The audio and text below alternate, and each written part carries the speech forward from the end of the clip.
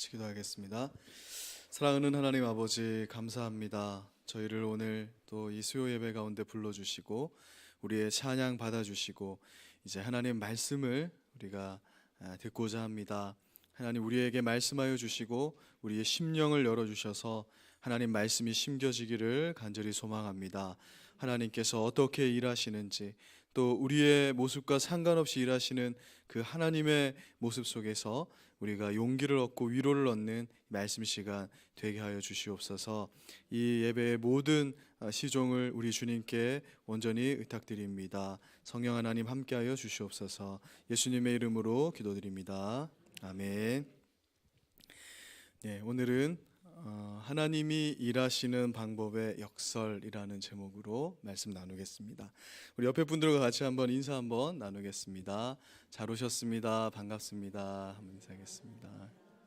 예, 날씨가 점점 추워져 가는데 예배에 오신 여러분들 참 감사하고 환영합니다.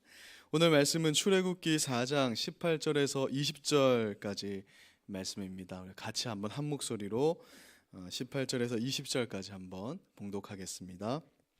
시작.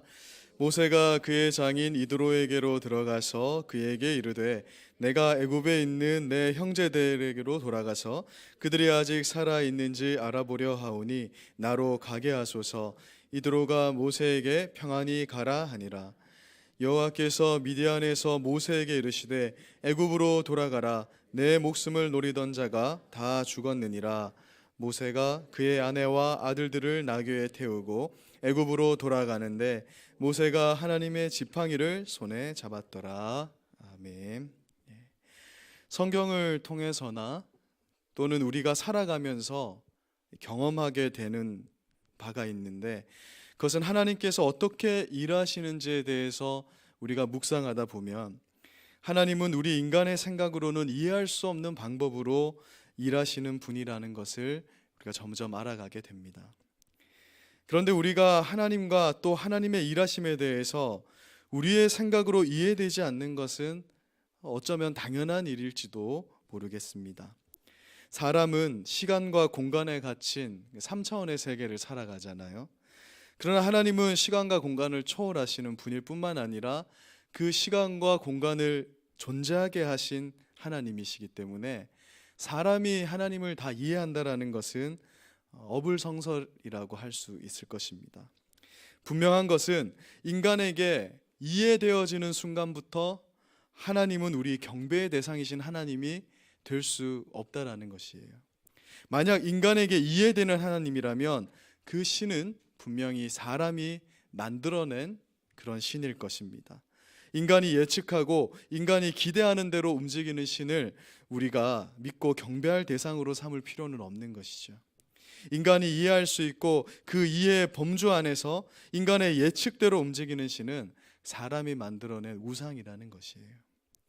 오늘 말씀에서 우리는 역설적으로 일하시는 하나님의 열심을 보게 됩니다. 모세는 지금 엄청난 일을 하러 출발을 하잖아요. 이를테면 출정식입니다. 우리나라 국가대표팀 축구든 야구든 출정식을 하면 굉장히 화려하게 합니다.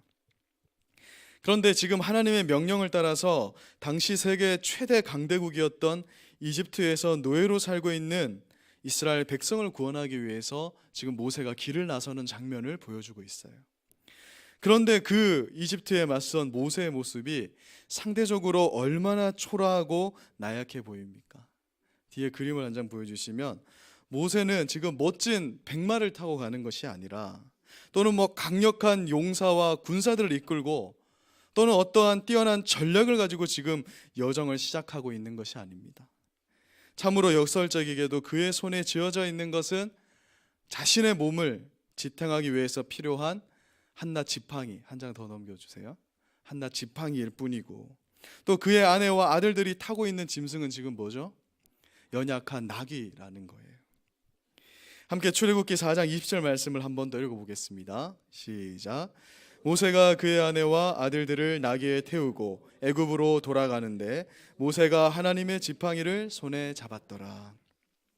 모세의 이 상황을 지금으로 따지면 마치 옆 나라 중국을 점령하러 가는데 어떠한 사람이 그 큰 나라를 상대로 가면서 소총 한 자루 집어들고 자전거를 타고 지금 거기에 가겠다고 하는 그런 상황이 지금 벌어지고 있는 거예요. 여러분, 이 초라한 모세의 모습이 지금 창조주 하나님을 대신해서 이스라엘의 그 백성들을 구원하러 가는 구원자의 모습인 것을 보게 됩니다. 인간적으로 볼 때 너무나 보잘것없는 모습이죠. 다른 사람들이 볼 때 비웃을 수밖에 없는, 네가 지금 뭐 하러 가느냐? 나 지금 이집트에 있는 우리 백성들, 민족들을 지금 구원하러 간다. 여러분, 이웃 사람들이 그런 거 물어봤을 때 지금 아까와 같은 그림의 모습으로 출정하는 모세의 모습을 두고 사람들이 비웃지 않았겠습니까? 그런 모습으로 모세는 지금 이스라엘의 구원자가 되어서 길을 나서고 있는 것입니다. 바꿔 말하면 하나님이 지금 모세를 강대국 이집트, 그 노예로 살고 있는 자기 백성들을 구하러 보내면서 이처럼 초라한 모습으로 보내는 거예요. 멋진 군대, 뛰어난 전략, 동양으로 치면 제갈공명 같은 그런 책략가 이런 거 붙여주는 것이 아니라 지금 가족들과 함께 길을 떠나는데 나귀를 타고 자기는 지팡이 하나 손에 들고 지금 하나님께서 강대국을 향해 보내셨다라는 것입니다. 여러분, 이것이 인간의 사고와 생각으로 이해가 되십니까? 단순하게 바라보면 우리 하나님은 정말 얄궂은 하나님, 고약한 하나님으로 보이는 거예요. 그래서 가끔 성도들이 고난 속에 허우적대면서 하는 말이 도대체 하나님은 너무한 것 아니냐, 내가 이쯤에 쓰면 좀 도와주셔야 되는데 하나님의 일하시는 방법 우리가 생각하면 너무 얄궂게 여겨지는 것이죠. 그런데 오늘 본문 말씀에서도 그러하고 성경 전반에 흐르는 하나님의 일하시는 방법에 대한 계시를 살펴보면 대부분 하나님이 이렇게 모순적으로, 역설적으로 일하시더라는 것입니다. 우리는 한 손에 이 지팡이를 쥐고 자기 가족들을 나귀에 태운 초라한 모세의 모습을 보면서 한 분을 떠올리게 됩니다. 혹시 누가 떠오르세요? 성경에? 예수님이 떠오르죠. 인류를 구원하러 가시는 그분께서 예루살렘에 입성하실 때 보잘것없는 제자들 12명 데리고, 그 중에 한 명은 예수를 또 팔자이고 나귀 새끼를 타시고 겸손한 모습으로 예루살렘에 입성하시던 예수님의 모습을 모세를 통해서 보게 되는 거예요. 하나님이 일하시는 방법의 역설 중에서 클라이맥스라고 할 수 있는 부분이 바로 예수 그리스도의 우리를 향한 구원 사역이라는 것입니다. 우리 함께 요한복음 17장 1절에서 3절까지 한번 읽어보겠습니다. 이것이 이제 예수님의 대제사장적 기도라고 하는데요, 우리가 한번 예수님의 기도를 읽어보겠습니다. 시작. 예수께서 이 말씀을 하시고 눈을 들어 하늘을 우러러 이르시되 아버지여, 때가 이르렀사오니 아들을 영화롭게 하게 하옵소서. 아버지께서 아들에게 주신 모든 사람에게 영생을 주게 하시려고 만민을 다스리는 권세를 아들에게 주셨음이로소이다. 영생은 곧 유일하신 참 하나님과 그가 보내신 자 예수 그리스도를 아는 것이니이다. 1절을 보면요, 때가 이르렀사오니 아들을 영화롭게 하소서 할 때 이 아들을 영화롭게 한다는 것이 무엇을 뜻하는 것일까요? 예수님의 십자가를 말하는 거예요. 전혀 영화로운 것과는 상관없어 보이는 십자가 사건을 말하는 것입니다. 그 십자가로 하나님의 아들이신 예수 그리스도께서 영화로워지시겠다는 거예요. 또 그 십자가 사역으로 그 아들을 보내신 하나님 아버지가 영화로워진다라고 말씀합니다. 그리고 아버지를 영화롭게 하는 것이 2절에서는 아버지께서 아들에게 주신 모든 사람에게 영생을 주는 것이다, 이렇게 말을 해요. 이 말은 무슨 말이냐면 사람의 눈으로 볼 때 너무나 보잘것없어 보이는 그 십자가의 사건을 통해서 하나님이 선택하신 자들에게 지금 영생을 주는 그 놀라운 구원 사역을 이루셨다라고 말하는 것입니다. 그리고 뒤이어서 뭐라고 말씀하십니까? 예수 그리스도께서 지신 십자가를 통하여서 만민을 다스리는 권세를 주겠다라고 말씀하고 있습니다. 화려하고 강력한 무언가가 아니라 인간의 눈으로 볼 때는 정말 힘없고 나약하여서 아무런 힘도 발휘하지 못하여서 십자가를 지시는 것 같은 그 초라한 십자가의 사건을 통해서 만민을 다스리는 권세와 힘이 예수 그리스도에게 주어졌다라고 말하는 거예요. 강한 군사력을 가지고 이 땅을 점령한 것이 아니라 아무런 반항도 하지 않고 어린 양과 같이 죽는 그 십자가를 통해서 만민을 다스리는 권세가 그에게 주어졌다. 그러면서 3절에서는 영생은 곧 유일하신 참 하나님과 그가 보내신 자 예수 그리스도를 아는 것이라고 말합니다. 우리의 영원한 생명은 뭐냐면 하나님에 대해서 십자가에서 이렇게 낮아지신 예수를 통해서 알게 되는 것이다. 얻게 되는 것이다. 우리가 그것을 모르면 하나님에 대해서 모르는 것이다. 그렇게 말씀하고 있는 거예요. 하나님은 그 아들을 우리를 구원하기 위해서, 우리를 다스리게 하기 위해서 십자가에 매달아 당신의 영광을 증명하신 분이시다. 우리는 그러한 하나님을 믿는 자들이다. 하나님은 그렇게 일하시는 분이라는 것을 아는 자들에게 주어지는 것이 영원한 생명, 영생이라고 말씀하고 있는 거예요. 그러나 제자들은 이 방법을 원했을까요? 원하지 않았을까요? 다 원하지 않았잖아요. 베드로는 말리다가 마귀의 자식아 떠나가라 이런 말도 들었잖아요. 예수님이 십자가를 지는 것을 원하는 제자들, 이 유대인들 아무도 없었습니다. 예수님께서 강력한 천군 천사를 동원해서 제자들이 3년 동안 사실 따라다니면서 그런 모습을 기대했던 거예요. 예수님이 때가 되면 하늘의 천군 천사를 불러서 로마를 멸망시키고 지금 바리새인과 사두개인 같이 잘못 정치하는 자들 다 쓸어버리시고 자기들을 한 자리씩 앉히기를 원하는 그런 마음, 그런 하나님, 그런 강력하신 예수님을 원했다라는 것이죠. 이처럼 초라하게 십자가의 죽으심으로 하나님의 뜻을 이루기를 아무도 원하지 않았습니다. 솔직한 우리의 심정도 이 제자들의 모습과 같지 않습니까? 우리가 하나님을 믿으면서 나를 통해서 역사하시는 하나님이 이런 백마를 탄 용사와 같이 강력한 힘을 발하면서 정말 나의 등 뒤에서 그래 도와주시는 하나님이시길 우리가 기대하지, 이런 초라하고 나약한 모습, 마구간에서 말구 위에 누우신 그런 모습 우리는 원하지 않잖아요, 사실. 그러나 그것은 하나님의 그 깊이를 이해하지 못하는 우리 인간의 얄팍한 생각일 뿐이라는 것입니다. 하나님은 이렇게 일하시겠다고 말씀합니다. 하나님은 이렇게 초라하고 나약한 방법, 인간이 볼 때 아무것도 아닌 것 같은 이러한 방법으로 일하시겠다. 이것이 바로 하나님께서 일하시는 방법의 역설이라는 거예요. 예수님의 십자가 사건의 그 결말이 어떠했습니까? 결국 승리는 예수 그리스도의 것이었습니다. 사탄의 모든 권세는 무너지고 예수의 이름을 믿는 모든 자가 구원에 이르게 되는 기적의 역사가 일어나게 되었어요.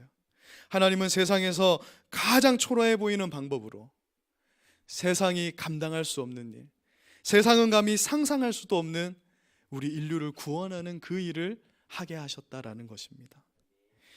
그래서 우리 그리스도인들에게는 내가 그리스도인이라는 그 실존이 있어야 돼요. 그리스도의 영광스러운 십자가 사역을 통해서 하나님이 일하셨다라는 것이 우리 그리스도인의 실존이라는 사실이 우리에게 있어야 되는 겁니다. 손에 지팡이를 쥐고 나귀를 탄 것 같은 그 초라한 모습으로 하나님은 영광 받으시는 것이지, 멋진 백마를 타고 손에 그럴듯한 도구를 들고 있어야 하나님이 영광 받으시는 것이 아니라는 거예요. 예수님이 그것을 보여주신 것입니다. 나는 미련하고 천하고 아무것도 아닌 존재입니다. 그런데 하나님은 이런 나를 통해서 일하십니다. 내가 십자가와 함께 죽으면 죽을수록 하나님은 더 강력하게 일하신다는 게 성경이 우리를 향한 가르침이잖아요. 우리 보고 너희가 더 부요해져야 한다, 너희가 더 강력해져야 된다, 너희가 더 지혜로워져야 된다, 그래야 나를 영화롭게 할 수 있다, 그렇게 하나님 말씀하지 않습니다. 하나님은 우리가 나약해지고 우리가 죽을 때, 십자가에서 그리스도와 함께 죽을 때 비로소 하나님은 영광 받으신다. 그것이 하나님이 일하시는 방법이라는 거예요. 그러므로 나는 위대할 필요도 없고 또 위대해질 필요도 없어요.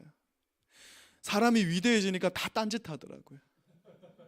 교회가 너무 크고 번성하니까 목사가 하나님이 되더라고요. 하나님 그것을 원치 않잖아요.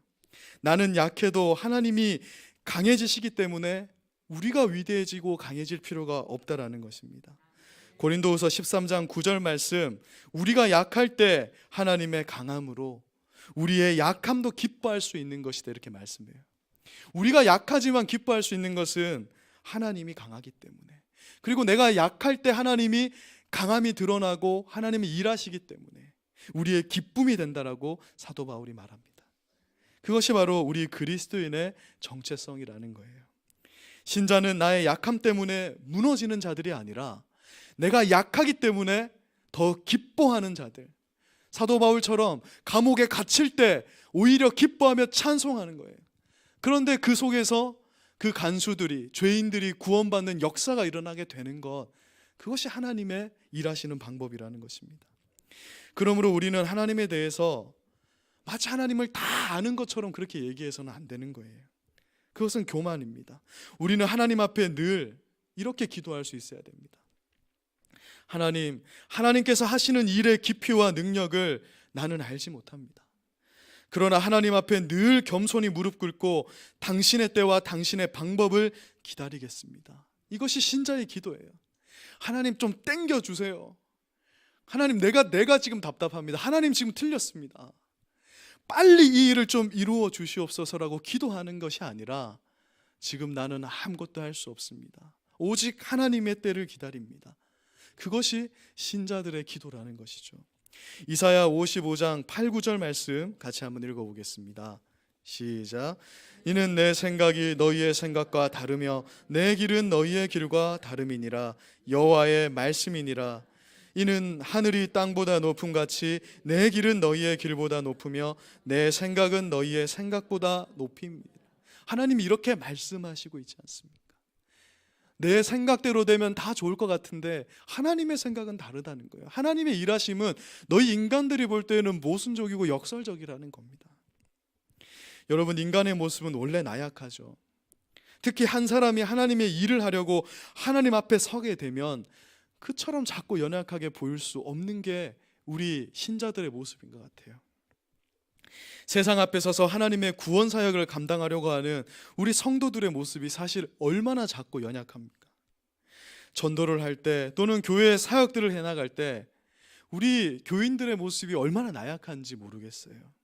반면 세상은 애국과 같이 건실하고 튼튼한 요새처럼 보이는 것입니다. 그리고 우리는 아무것도 없는 나약한 모습으로 서 있는 것처럼 보이는 거예요. 제가 화랑마을에 갔다가 우리 교회를 보니까 너무 초라한 마구간 같은 거예요.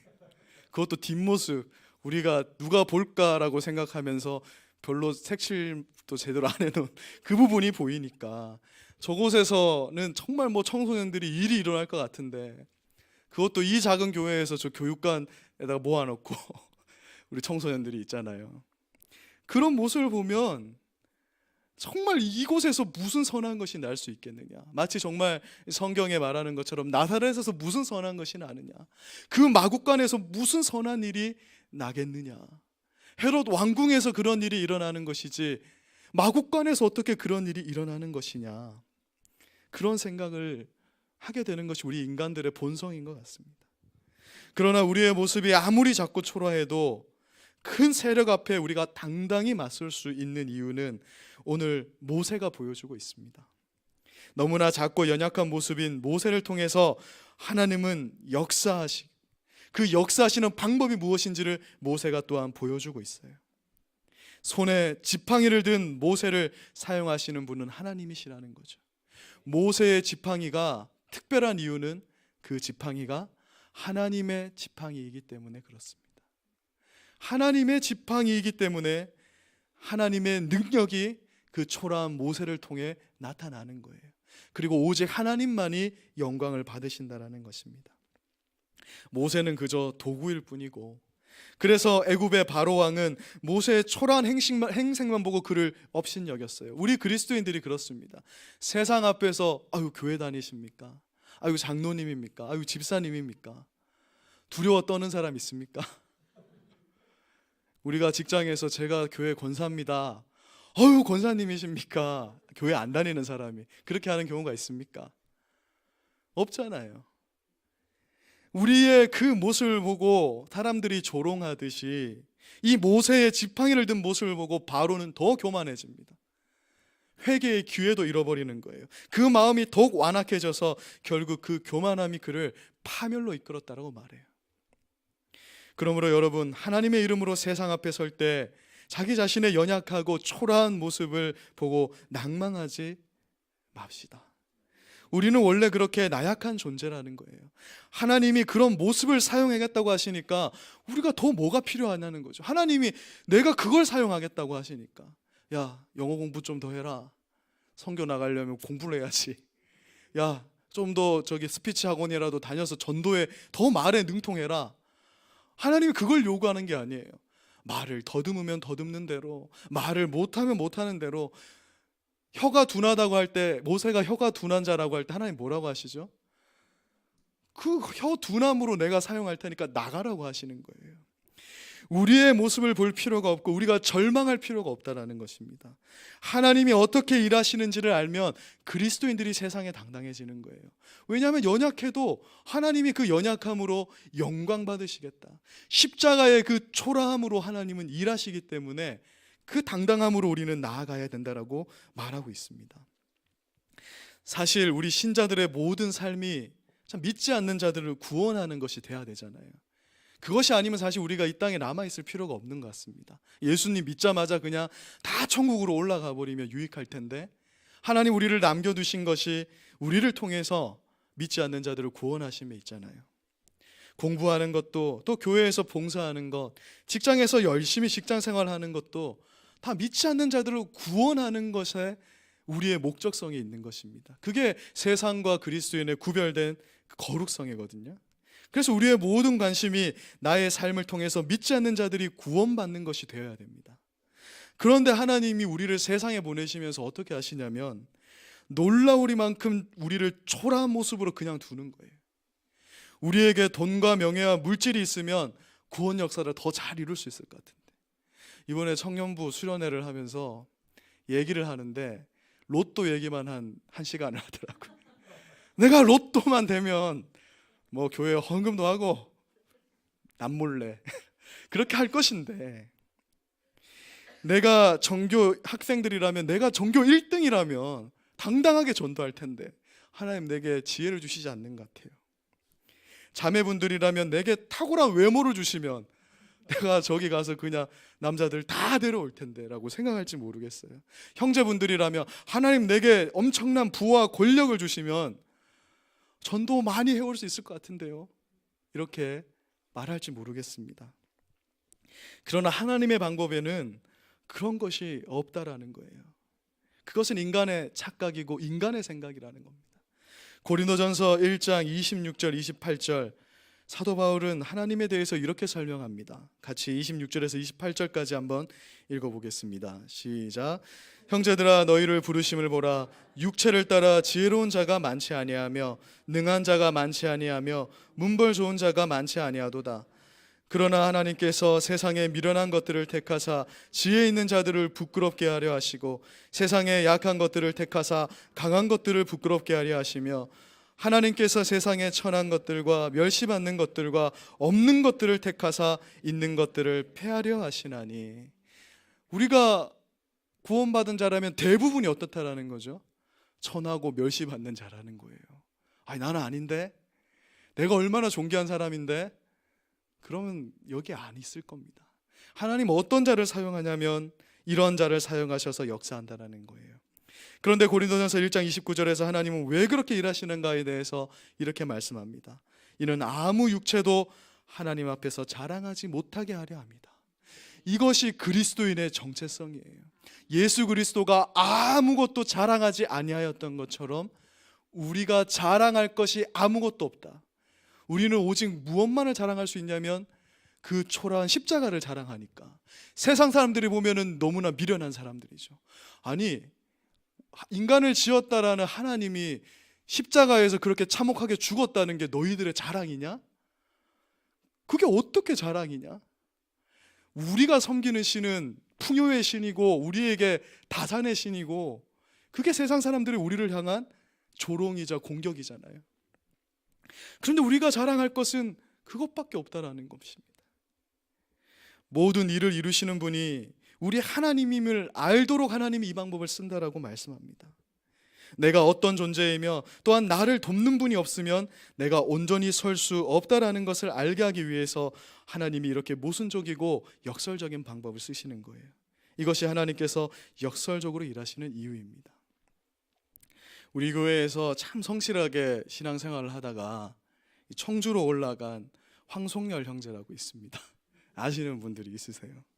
제가 이 친구를 군대에 간 거 빼면 4년 동안 쭉 섬기면서 정말 1학년 때 교회 올 때도요, 그냥 친구 따라서 그냥 온 거예요. 제가 이 친구를 섬기면서 마음이 참 쉽지 않았어요. 왜냐하면 인간의 눈으로 볼 때 이 형제가 졸업 후에 직장을 제대로 가질 수 있을까? 이건 저의 고민일 뿐만 아니라 당시 우리 송열 형제를 아는 사람은 다 그런 염려를 가졌습니다. 그래서 경주에 남았으면 좋겠다. 혹시 직장 문제를 해결해 줄 수 있지 않을까 고민을 많이 했거든요. 아니나 다를까 졸업하고 1년 정도가 지나도 취업 소식이 없는 거예요. 집에서 고난을 받고 강원도에 알바하러 가고 막 이렇게 하는 거예요.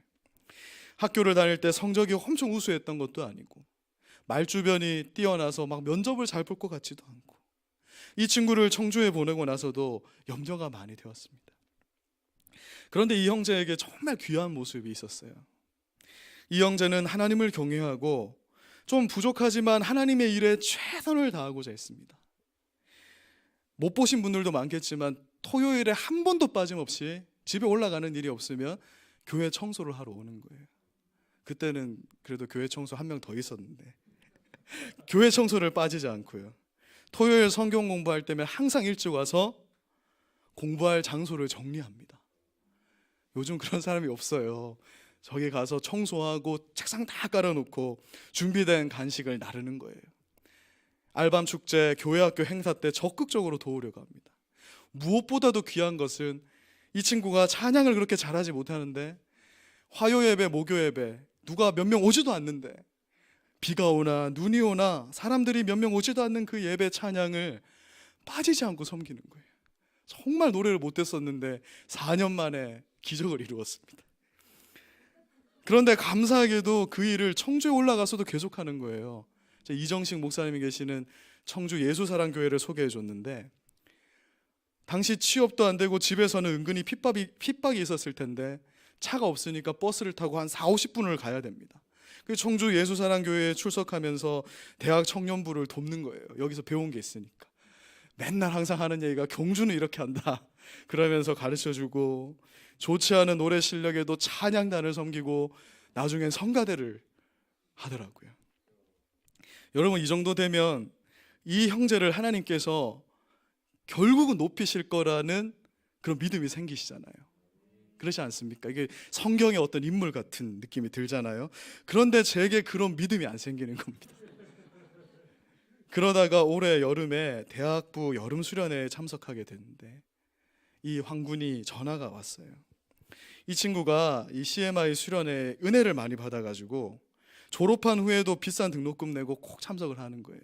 지원금도 없는데 계속 참석을 했습니다. 근데 전화가 와서는 자기가 지금 면접을 2군데 받았는데 면접 결과가 아직 안 나와서 부모님이 수련회를 못 가게 한다라는 거예요. 네 지금 이거 결과를 기다려야지 어디 가냐. 1-2살 먹은 어린애도 아니고 대학까지 졸업한 애가 나한테 어떡할까요? 라고 물어본 그 순간에 제 믿음이 더 떨어지는 거예요. 얘가 아니 이 정도 되면 그냥 믿음으로 오든지 아니면 안 오든지 이래야지 뭐 그걸 전화해서 묻고 있냐. 근데 하나님께서 그때 제게 가끔씩 하나님 이런 믿음을 주시더라고요. 참석하면 하나님이 너에게 큰 선물을 주실 것이다. 가끔 이런 믿음이 저에게도 가끔 생겨요. 그래서 일단 와라. 어디서 그런 믿음이 샘솟는지 모르겠습니다. 그런데 수양의 기간 동안 면접 본 2군데에서 다 연락이 오는데 먼저 한 곳이 합격 소식을 전하는 겁니다. 근데 그곳은 주의를 지키기 어려운 곳이에요. 그러니까 얘가 이제 사회복지과니까 사회복지단체인데 그래서 되긴 됐는데 예배를 못 드리는 게 자기는 너무 걸린다는 거예요. 한 번 더 믿음을 발휘해서 계속해서 기도해보자. 분명히 될 것이다. 그렇게 했더니 마지막 날에 나머지 한 곳도 합격했다라는 거예요. 근데 그곳은 기독교 재단이라서 주의를 지킬 수 있는 곳, 정말 자기가 바라던 곳에 합격을 했습니다. 우리 황군을 아시는 분은 다 아실 겁니다. 이 일은 하나님이 하신 겁니다. 물론 이 형제가 열심히 준비한 부분을 제가 무시하는 게 아니에요. 우리 인간의 노력 있어야 되죠. 그런데 하나님께서, 저는 분명히 믿는 것이, 그러한 연약하고 사람들이 초라하게 여기는 그 상황 속에서도 하나님을 끝까지 의뢰하면서 하나님을 섬기고자 할 때 하나님 이 친구의 인생을 열어가셨다고 저는 믿습니다. 그래서 이번 크리스마스 때 내려오는데 보시면은 많이 축하해 주십시오. 하나님의 능력이 우리의 끝을 보장하시기 때문에 우리에게 불가능한 것이 없어요. 이 말은 우리가 모든 일을 할 수 있다라는 게 말하는 것이 아닙니다. 뭐 손 얹으면 다 치유되고 이것을 말하는 것이 아니라, 내가 그 일을 하는 것이 아니라 하나님의 능력이 그 일을 하신다라는 것을 의미하는 거예요. 그래서 어떤 의미가 되냐면, 우리가 이 땅에서 승리해도 좋은 것이지만 이 땅에서 내가 실패하고 좌절해도 그 모든 것이 결국은 유익하게 된다라는 것을 의미하는 겁니다. 우리는 실패해도 됩니다. 왜냐하면 하나님이 그 실패로 승리하기 때문에 그런 거예요. 우리는 좌절해도 됩니다. 하나님이 그 좌절을 사용하셔서 하나님이 승리하신다라고, 영광 받으신다라고 오늘 약속하고 있어요. 이것이 그리스도인들이 가진 힘이라는 것입니다. 하나님의 능력이 우리를 끝까지 보장하기 때문에 우리에게 불가능이 없다라는 의미는 바로 이것입니다. 그러므로 이 땅에서 좌절과 모욕을 경험해도 우리는 믿음을 잃지 말아야 됩니다. 겁을 낼 필요도 없습니다. 우리가 예수 안에 있을 때 우리의 끝은 반드시 그리스도의 승리에 참여하는 것으로 마무리되게 되는 것이다.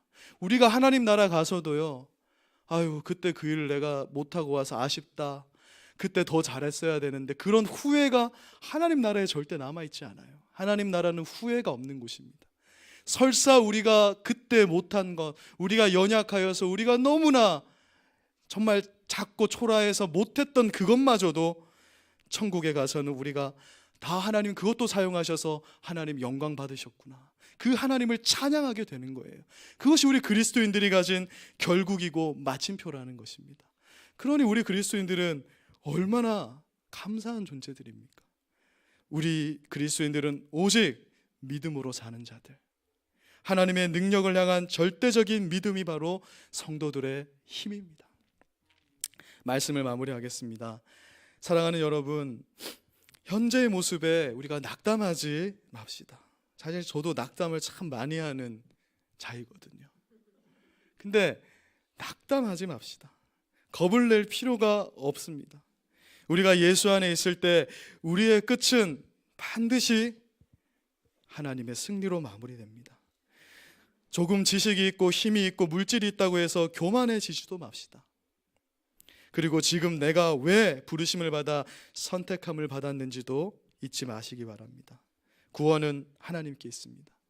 그리고 하나님은 작고 초라한 우리를 사용하셔서 하나님의 일을 이루십니다. 그것이 바로 하나님께서 일하시는 방법입니다. 그 역설적인 방법을 통해서 하나님께서 영광 받으시고 궁극에는 우리를 영광스러운 자리에 올려주시는 것입니다. 감당할 수 없는 거대한 문제 앞에 심약해져 있는 분이 계십니까? 하나님을 의지하여서 담대하게 그 문제 앞에 서시는 저와 여러분이 되기를 간절히 소망합니다. 그 문제를 하나님께 맡겨버리고 내가 할 수 있는 일에 최선을 다합시다. 이 일을 통해서 하나님의 뜻을 이루게 해달라고 기도하고, 이 일을 통해서 우리의 이웃들이 하나님의 영광을 볼 수 있게 해달라고 기도합시다. 작고 초라한 나의 모습이지만 하나님이 함께 하시면 놀라운 일을 이루게 될 줄로 믿습니다. 우리 함께 출애굽기 4장 20절을 읽고 함께 제가 기도하고 함께 기도하겠습니다. 20절 같이 읽겠습니다. 시작. 모세가 그의 아내와 아들들을 나귀에 태우고 애굽으로 돌아가는데 모세가 하나님의 지팡이를 손에 잡았더라. 아멘. 자, 기도하겠습니다. 사랑하는 하나님 아버지, 우리의 모습은 정말 작고 초라합니다. 세상에 치이는 자들입니다. 교회에서도 별 볼 일 없어 보이는 것이 사실 우리들의 모습임을 고백합니다. 그러나 그런 우리를, 지팡이 하나 든 모세와 같은 그 초라한 우리를, 십자가를 지신 예수 그리스도와 같이 나약한 우리를 사용하셔서 하나님 영화롭게 하시겠다고, 영광 받으시겠다고 하시는 주님 감사합니다. 이 하나님을 믿는 절대적인 믿음으로 어려움이 있어도, 힘든 일이 있어도 담대하게 주님을 붙잡고 나아가는 우리 성도님들 되게 하여 주시기를 간절히 소망합니다. 이 나약함을 사용하시는 우리 주님을 붙들고 하나님 아버지 오늘도 주님께 기도하고 아버지 하나님의 일을 향해서 달려가는 우리들의 모습이 되게 하여 주시옵소서.